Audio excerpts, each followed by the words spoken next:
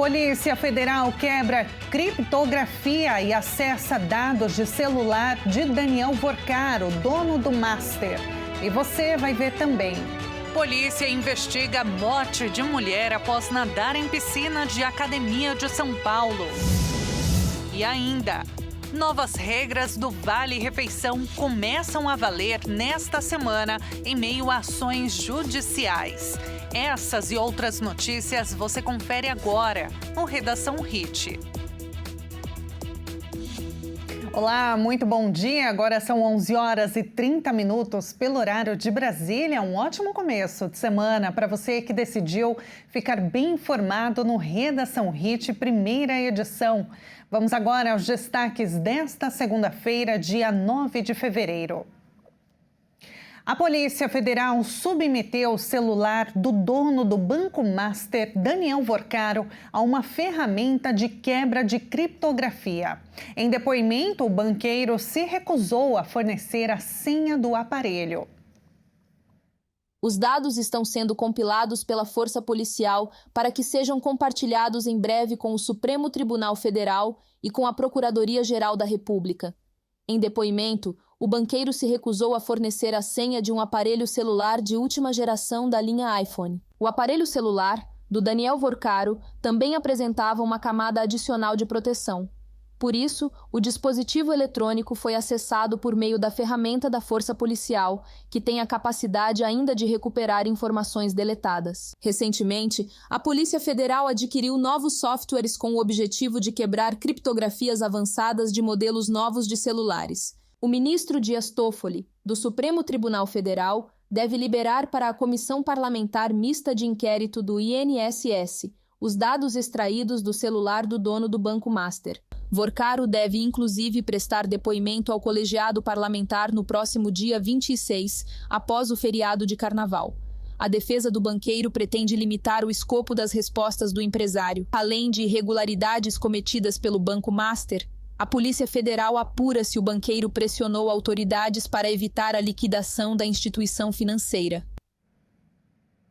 Com base nos balanços mais atualizados disponibilizados pelo Ministério da Previdência Social, 8 fundos previdenciários estaduais e municipais que investiram em letras financeiras do Banco Master estão deficitários. A Polícia Civil investiga a morte de uma mulher após nadar em uma piscina de uma academia na zona leste de São Paulo. Outras 2 pessoas seguem internadas em estado grave. Juliana Faustino Bazeto, de 27 anos, participava de uma aula de natação com o marido, Vinícius de Oliveira, de 31 anos, quando os dois começaram a passar mal logo após entrarem na água. Parentes relataram que Vinícius entrou primeiro na piscina e Juliana pulou logo em seguida. Ao tentar sair, ela já apresentava sinais de mal-estar. O casal foi socorrido e levado para um hospital em Santo André, na Grande São Paulo. O estado de saúde de Juliana se agravou durante a madrugada e ela morreu horas depois. Segundo testemunhas, outras pessoas também passaram mal no local. Um adolescente de 14 anos também foi intoxicado. Ele foi socorrido pelo pai, que percebeu um cheiro forte no ambiente. Assim como Vinícius, o adolescente também segue internado em estado grave. A perícia esteve na academia e precisou usar equipamentos especiais para coletar amostras no local. De acordo com os investigadores, não foram encontrados gases tóxicos no ar no momento da análise. A principal suspeita da polícia é de que houve uma mistura inadequada de produtos químicos usados na limpeza da piscina, o que teria provocado uma reação química e a liberação de gases tóxicos, que teria provocado asfixia nas pessoas que estavam no ambiente e queimaduras nas vias aéreas. A polícia informou ainda que a academia não possui alvará de funcionamento e o local foi interditado. Em nota, a academia C4 afirmou que lamenta o ocorrido e que prestou atendimento aos envolvidos. A Justiça de Minas Gerais determinou a paralisação imediata de todas as operações da Vale no complexo minerário de fábrica em Ouro Preto, na região central do estado. A medida atende, em grande parte, a um pedido do Ministério Público de Minas Gerais e do Estado de Minas Gerais. A ação civil pública foi apresentada após o rompimento de uma estrutura na Cava Área 18. Segundo a decisão, as atividades só poderão ser retomadas após comprovação técnica da estabilidade e da segurança de todas as estruturas do empreendimento. Estão autorizadas apenas ações indispensáveis à mitigação de riscos e à proteção ambiental. O colapso da estrutura ocorreu em 25 de janeiro. De acordo com a ação, houve o extravasamento de cerca de 262 mil metros cúbicos de água e sedimentos. O material atingiu áreas operacionais da mineradora, propriedades de terceiros e cursos d'água. Entre eles estão o córrego Água Santa e o rio Maranhão, ambos na bacia do rio Paraopeba. Ainda conforme o processo, o episódio foi agravado por falhas no sistema de drenagem. A ação também aponta o uso inadequado da cava como reservatório hídrico e de rejeitos. Segundo a ação, o extravasamento alcançou áreas da operação da mineradora e propriedades de terceiros, além de cursos d'água da região. Foram atingidos o córrego Água Santa e o rio Maranhão, que fazem parte da bacia do rio Paraopeba, uma das mais importantes do estado. O Ministério Público afirma que a Vale comunicou oficialmente o desastre ao Núcleo de Emergência Ambiental apenas mais de 10 horas após o rompimento. De acordo com os autores da ação, o atraso comprometeu a atuação imediata dos órgãos públicos responsáveis pela resposta à emergência ambiental. No noticiário internacional, agora a gente fala sobre as eleições em Portugal. O candidato socialista António José Seguro venceu o pleito presidencial do país com uma margem confortável no segundo turno, realizado ontem, domingo, contra o rival André Ventura. Com 95% dos votos apurados, Antônio Seguro, de 63 anos, obteve 66% dos votos, contra 34% de Ventura, de 43 anos. Seguro sucederá no início de março o conservador Marcelo Rebelo de Sousa, que ocupou o cargo nos últimos 10 anos. Embora o papel do chefe de Estado português seja principalmente simbólico, ele é chamado a desempenhar como árbitro em caso de crise e dispõe do poder de dissolver o parlamento para convocar eleições legislativas antecipadas. A eleição contou com 11 milhões de portugueses no país e no exterior aptos a votar. Desde a vitória de Seguro no primeiro turno, a campanha foi completamente afetada pelas fortes tempestades que atingiram Portugal nas últimas 2 semanas, obrigando pelo menos 14 colégios eleitorais a adiar a votação por uma semana. O presidente Lula parabenizou Antônio José Seguro pela vitória nas eleições de Portugal. Em seu perfil nas redes sociais, Lula classificou o triunfo como expressivo e citou a vitória da democracia. O Irã descartou renunciar ao enriquecimento de urânio no âmbito de suas negociações com os Estados Unidos, mesmo em caso de guerra com este país que mantém a pressão militar. O chanceler insistiu em entrevista em um fórum na capital iraniana que o país não se deixará intimidar pela ameaça de guerra com os Estados Unidos. Ele destacou ainda que Teherã tinha pouca confiança em Washington e até duvidava que o lado americano estivesse levando a sério a retomada das negociações. Por que insistimos no enriquecimento de urânio e rejeitamos a abandoná-lo mesmo sob o risco de uma guerra? Ninguém pode ditar nosso comportamento. Se o Irã insiste no enriquecimento, é porque se recusa a qualquer tipo de dominação. A declaração de Arati vai de encontro ao posicionamento do Irã após uma primeira rodada de negociações em Omã na sexta-feira. Teherã e Washington classificaram a reunião como positiva e citaram a vontade de continuar com o diálogo.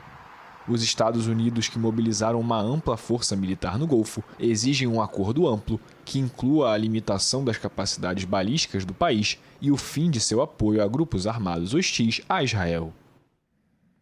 E ainda falando dos Estados Unidos, o Pentágono anunciou que cortará todos os seus vínculos acadêmicos com a Universidade de Harvard. A medida encerra a educação militar, bolsas de estudo e os programas de certificação. O Pentágono divulgou um comunicado que confirma o corte de todos os seus vínculos acadêmicos com Harvard. A medida encerra a educação militar, as bolsas de estudo e os programas de certificação com a universidade. A decisão é o capítulo mais recente da disputa do governo do presidente Donald Trump com a prestigiada instituição de ensino da Ivy League. O governo republicano acusa a instituição de promover a ideologia woke, um termo pejorativo usado pela direita radical para as políticas de diversidade. No comunicado, o secretário de Defesa, Pete Hegseth, lembrou que o Pentágono enviou os melhores e mais brilhantes oficiais para Harvard, esperando que a universidade compreendesse e valorizasse melhor a classe militar. Hegseth afirma que, em vez disso, muitos oficiais voltaram parecidos demais com Harvard, com a cabeça cheia de ideologias globalistas e radicais que não melhoram as fileiras de combate. O Pentágono indicou que a ruptura dos laços começará no ano letivo de 2026-2027 e que os militares que estiverem com estudos em andamento poderão concluí-los. E veja a seguir, novas regras do Vale Refeição começam a valer nesta semana, em meio a ações judiciais. E antes do intervalo, vamos para a Bahia, a cidade de Camaçari.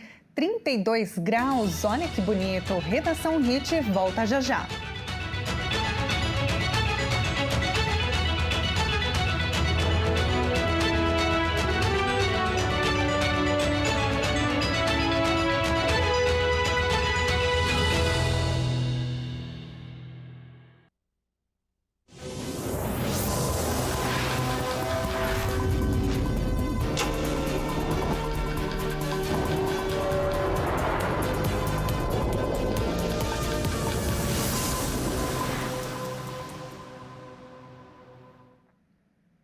O Redação Hit está de volta agora no horário de Brasília, 11 horas e 43 minutos.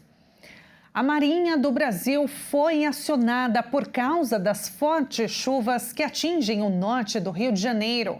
O Corpo de Bombeiros trabalhou no resgate de pessoas após um prédio desabar na zona norte da capital carioca neste domingo. Um alerta de chuva severa foi emitido. A Marinha também foi chamada para dar apoio às equipes da Defesa Civil que atuam nos municípios de Cantagalo e Porciúncula, no norte fluminense. Um grupo com 120 militares foi enviado para as principais regiões afetadas.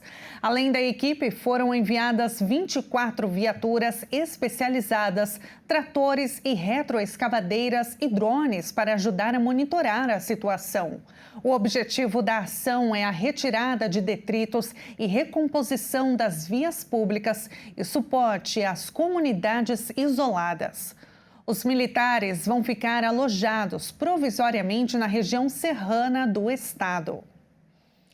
Após 2 semanas de protestos de povos indígenas, o governo federal anunciou a suspensão da dragagem do rio Tapajós, no Pará, onde os nativos rejeitam a exploração fluvial para a exportação de grãos. Centenas de indígenas acamparam por dias em frente ao terminal portuário da gigante agroindustrial americana Cargill, em Santarém, para chamar a atenção do governo de Luiz Inácio Lula da Silva. Após 2 semanas de protestos, o governo federal anunciou a suspensão da dragagem do rio Tapajós, no Paraná, onde os nativos rejeitam a exploração fluvial para a exportação de grãos. A venda do nosso rio vira uma mercadoria.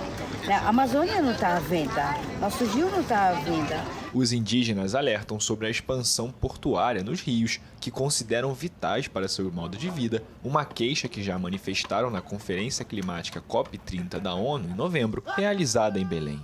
Na manifestação, eles exigiram a revogação de um decreto firmado por Lula em agosto, que designa os principais rios da Amazônia como prioritários para o transporte de carga e a expansão de portos privados. O decreto que o presidente assinou é um decreto de morte, né? É um decreto que vai matar nossa cultura, a nossa língua, o nosso modo de vida. Também reivindicavam o cancelamento da licitação para dragar o Tapajós, um importante afluente do Amazonas. Além de suspender esse processo, o governo prometeu uma consulta livre, prévia e informada às comunidades locais antes de avançar com as obras.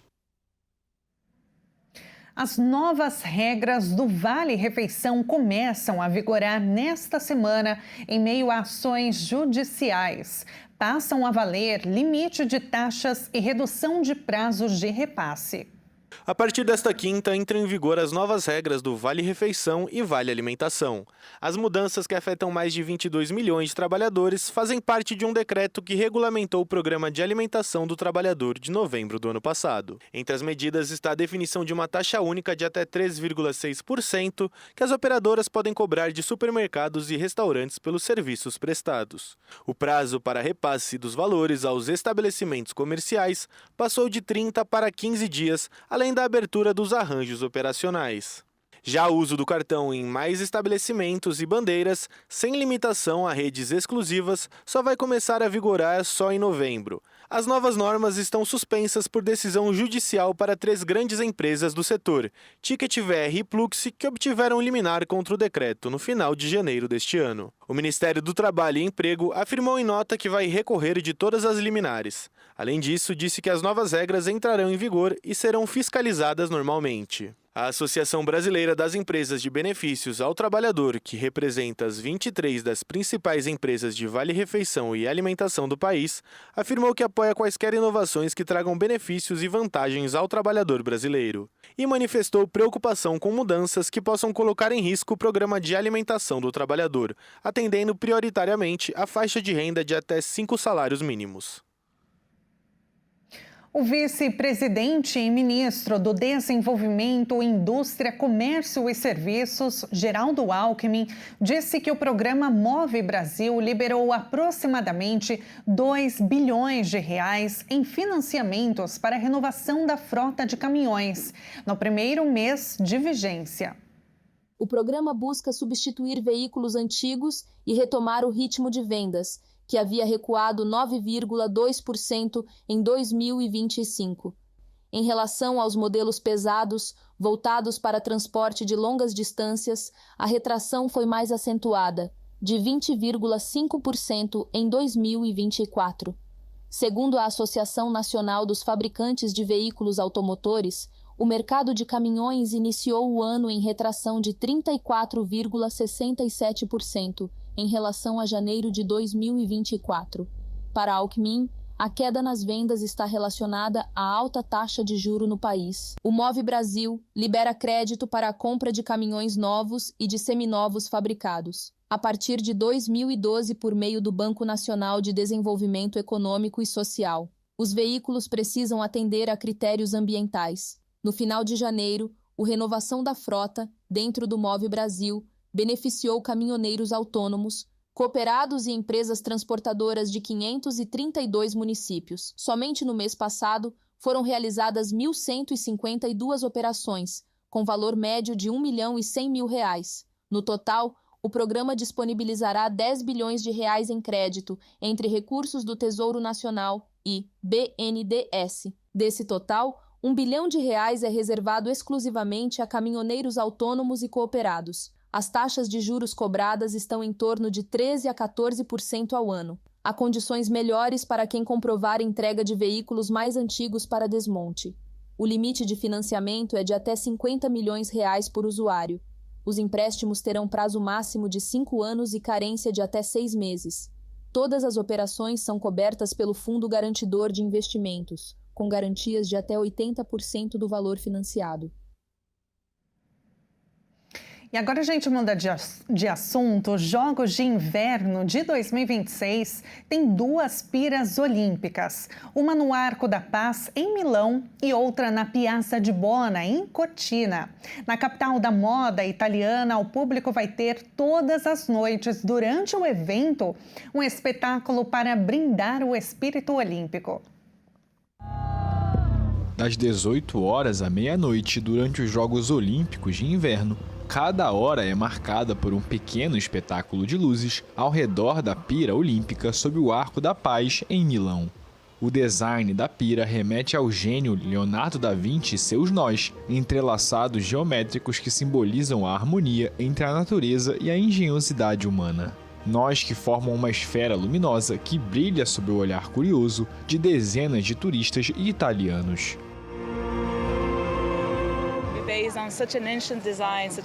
Basear-se em um desenho tão antigo como o Homem Vitruviano tem um aspecto belo, mas também uma grande força ao simbolizar o que talvez devamos alcançar como humanidade: a coordenação e a forma como agimos em relação ao futuro da humanidade.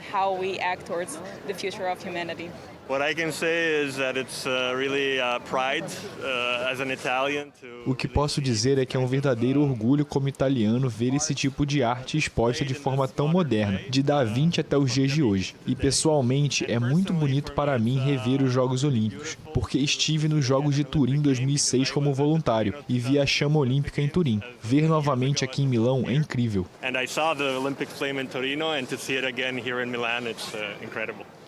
Pela primeira vez, 2 piras olímpicas foram acesas simultaneamente e permanecerão assim durante todo o evento, uma em Milão e a outra na Piazza di Bona, em Cortina. Realmente muito bonito.